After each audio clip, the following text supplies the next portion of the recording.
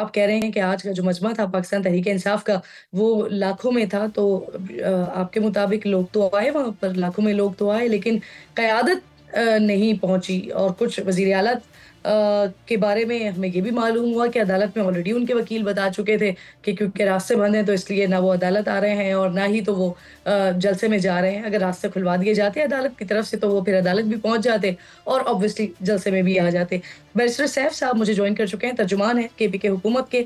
بہت شکریہ سیف صاحب۔ سر یہ فرمائیے، آپ کو 6 بجے تک جلسے کی اجازت ملی تھی، انتظامیہ نے اس کے بعد ایکشن لیا، آپ کی قیادت بھی واپس چلی گئی، لیکن وزیر اعلیٰ نہیں پہنچے۔ سر کہاں ہے وہ؟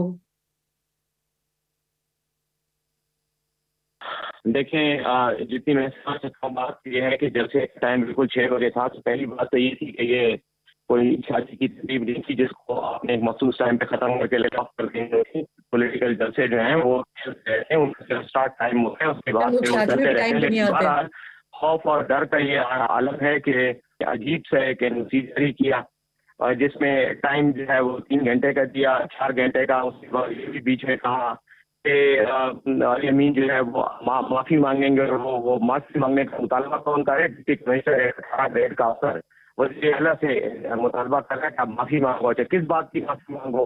معافی مانگنے ہی ہے تو پہلے تو مریم صاحبہ اپنے والد صاحب کے خطوں کی معافیاں مانگیں جو انہوں نے ایک وہ چلایا ہوا ہے، جو اب تک انہوں نے کرپشن کے پاکستان کے پیسے لوٹے، پہلے اس کو چوری کی معافی مانگے قوم سے۔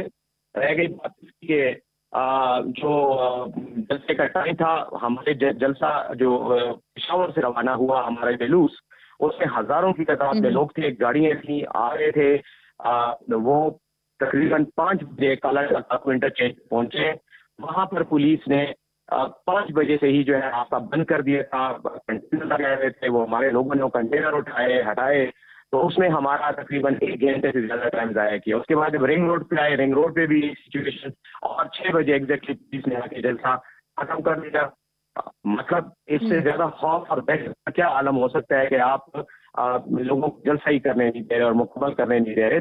بس سیف صاحب یہ فرمائیے، سر اسد کیسر، عمر ایوب بھی وزیر اعلیٰ علی امین کے ساتھ قافلے میں تھے، اور کیا وہ سب بھی پھر واپس چلے گئے؟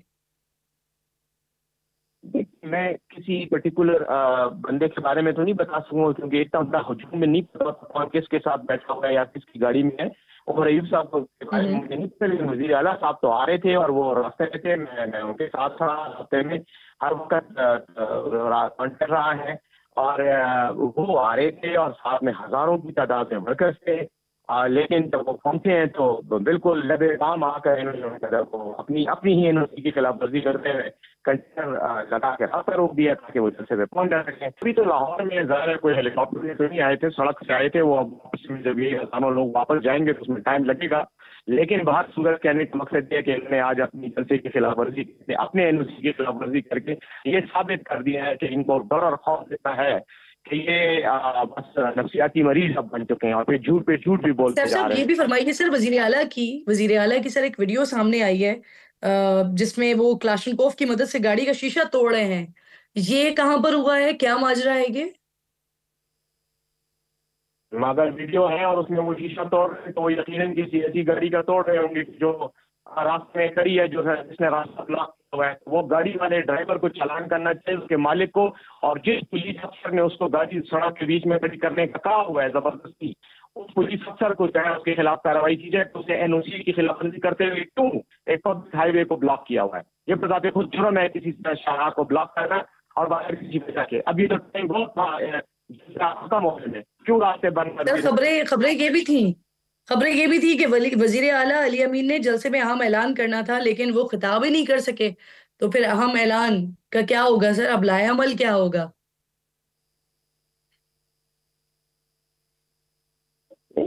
جہاں تک جلسے میں پاکستان تحریک انصاف کے مرکزی رہنما بھی تھے، بیرسٹر عباس صاحب نے بھی تقریر کی، باقی لوگوں نے بھی کی، پنجاب کے رہنما نے بھی کی، جلسہ تو ہو گیا ہے، لیکن جہاں تک جلسہ ہونے کا تعلق ہے اس کو کرنے نہیں دیا گیا صحیح طریقے سے۔ اگر صحیح طریقے سے کرنے دیتے تو آج یہ بہت بڑا جلسہ ہوتا، ابھی بھی بہت بڑا جلسہ ہے، اسی لیے مریم صاحبہ کے اوسان اور اعصاب جو ہے وہ فارغ ہو چکے ہیں۔ لیکن رہ گئی بات وزیر اعلیٰ کے پیغام کی، وزیر اعلیٰ کے لیے پورا پاکستان موجود ہے، پیغام وہ جہاں سے بھی دینا چاہیں وہ دے دیں گے، وہ کوئی مسئلہ نہیں ہے، लेकिन इनको थोड़ी सी शर्म आनी चाहिए कि ये जमहूरियत पर और आइन की खिदमत की दावे तो करते हैं, लेकिन उस पर फिर अमली तौर पर अमल करने से कतराते भी हैं और इसके शख्स भी हैं और फिर भाग जाते हैं। बहुत बहुत शुक्रिया आपका। बैरिस्टर सैफ प्रोग्राम में आप साथ मौजूद थे। हम और का इलाका है काना, जहाँ पर जलसा किया। जो रिवायती बदनस्बी होती है कारकुनान की वो देखी गई, और इसमें जो सबसे इंटरेस्टिंग फैक्ट था वो ये भी देखा गया कि पाकिस्तान तहरीक इंसाफ के जो अहम रहनुमा हैं, अहम लीडरशिप है, वो आज जलसा गाह या पहुंची नहीं या पहुंच सकी नहीं, या आने का कोई इरादा नहीं था। अली अमीन गड्डापुर साहब नहीं थे, वजीर आला साहब असद कैसर नहीं थे, उमर अयूब नहीं थे।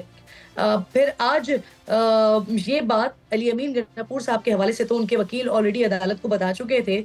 उन्होंने अदालत को बताया था कि क्योंकि रास्ते बंद हैं तो इसलिए अली अमीन गन्नापुर साहब ना तो अदालत पहुंच सकेंगे क्योंकि आज उनकी पेशी थी, और ना ही तो वो लाहौर के जलसे में पहुंच सकेंगे।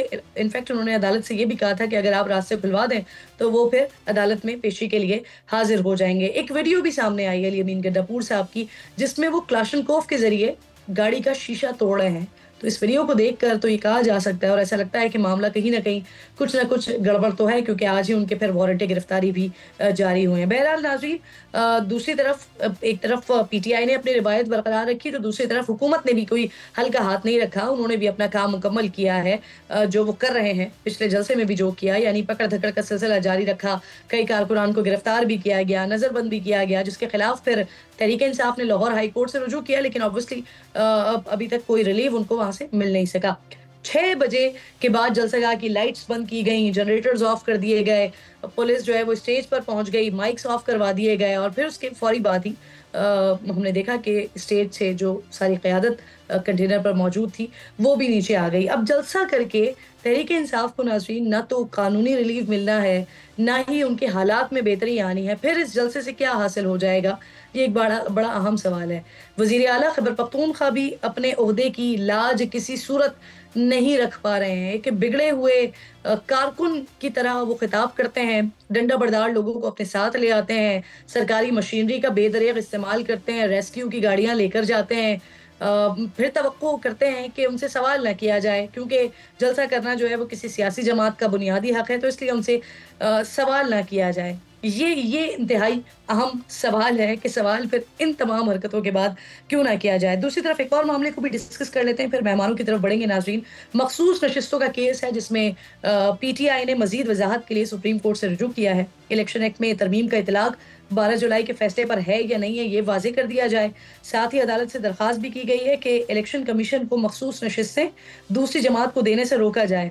आज की इस तमाम पेशरफ से पहले नाज़रीन, कल जस्टिस मंसूर अली शाह ने इनकम टैक्स के ऑर्डिनेंस में कुछ तरामीम को कलअदम करार दिया था, और इस फैसले में जस्टिस मंसूर अली शाह ने कहा कि पार्लियामेंट का कानून साजी का इख्तियार आइन में दी गई हुदूद के ताबे है।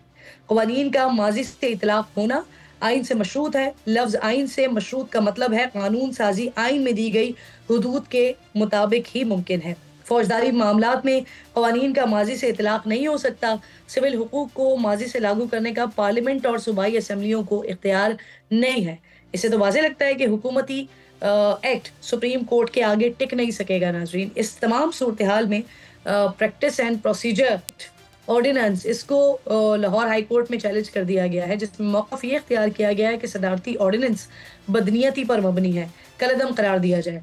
प्रैक्टिस एंड प्रोसीजर जो ऑर्डिनेंस है वो ऑब्वियसली सदारती ऑर्डिनेंस पर सुप्रीम कोर्ट ने भी तहफ़्फ़ुज़ात का इजहार किया गया है।